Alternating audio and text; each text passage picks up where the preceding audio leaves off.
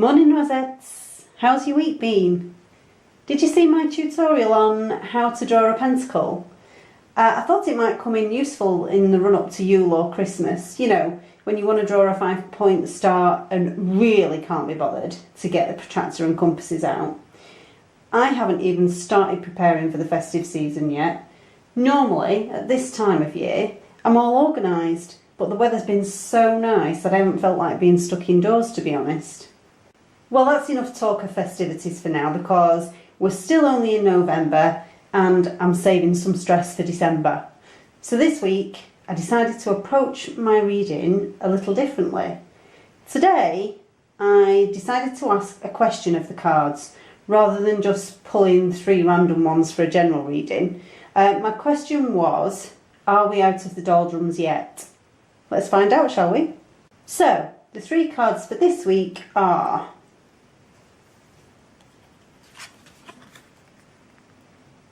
the Nine of Chalices. Great start. I love this card.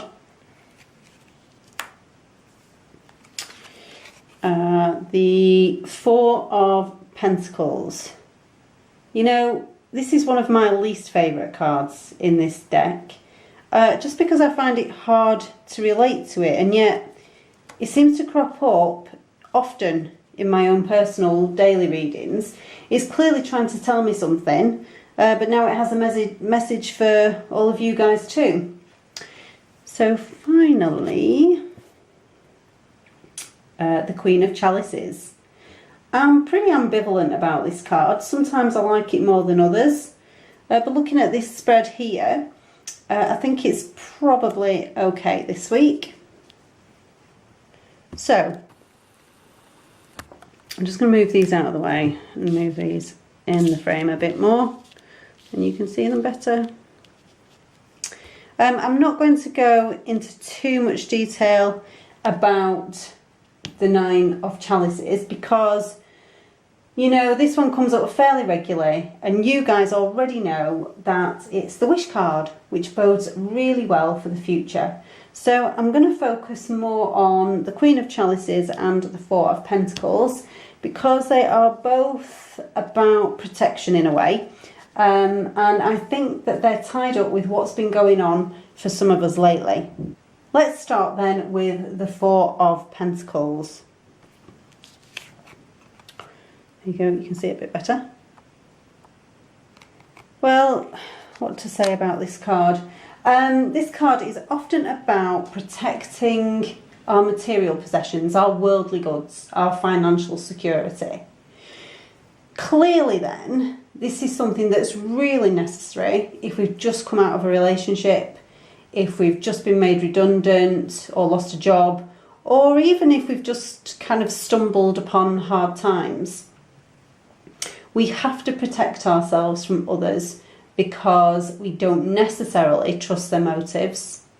It might even affect our social lives as we find that we don't want to leave our emotional selves wide open to being hurt again. And we might find ourselves turning away well-meaning friends until we feel stronger and more secure. Protection is the key here. There's no rush. We'll take our time. We'll sort ourselves out, whether that's financially or emotionally, and we'll know when we're good and ready. Let's not be pressurised by anyone into doing anything that we don't want to do.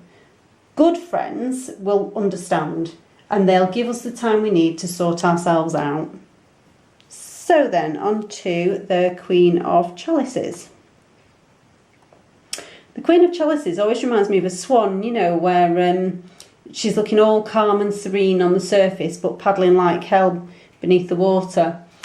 When we look at this card, we can see that despite the turmoil of the ocean around her, the Queen is so calm and in control that she doesn't even have to face the sea to know what's coming and to know that she's safe from those waves for the time being. Chalices is all about emotions, right? So we can kind of put 2 and 2 together and see that although our inner self might be in absolute turmoil right now, we're doing a damn good job of putting a brave face on it. But really, we're just about keeping those emotions in check. But the empowering word here, guys, is control. We have to remind ourselves every single day that we are in control. We're not going to let ourselves be overpowered by those waves of emotion. We're going to stay strong, sit tight and ride the storm.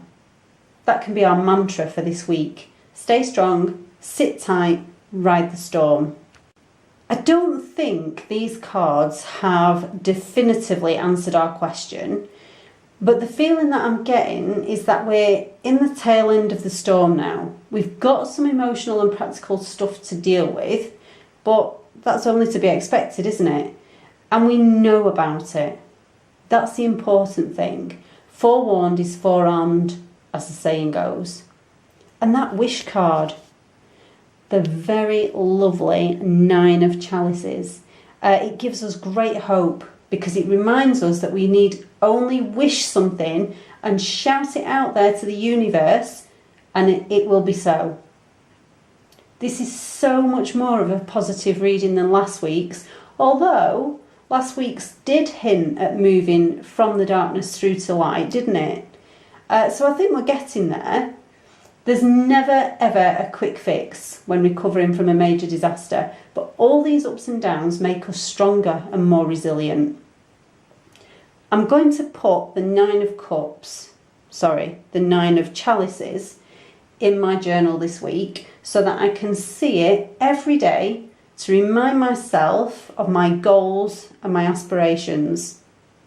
What are you going to do this week to aid your recovery from that disastrous period that we've just come through? Let me know in the comments.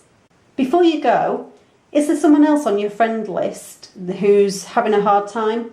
Someone you think might benefit from some uplifting words? If so, then please do share this video with them. And remember to subscribe to my channel if you don't want to miss future videos. Have a really great week and join me again next Monday for another reading.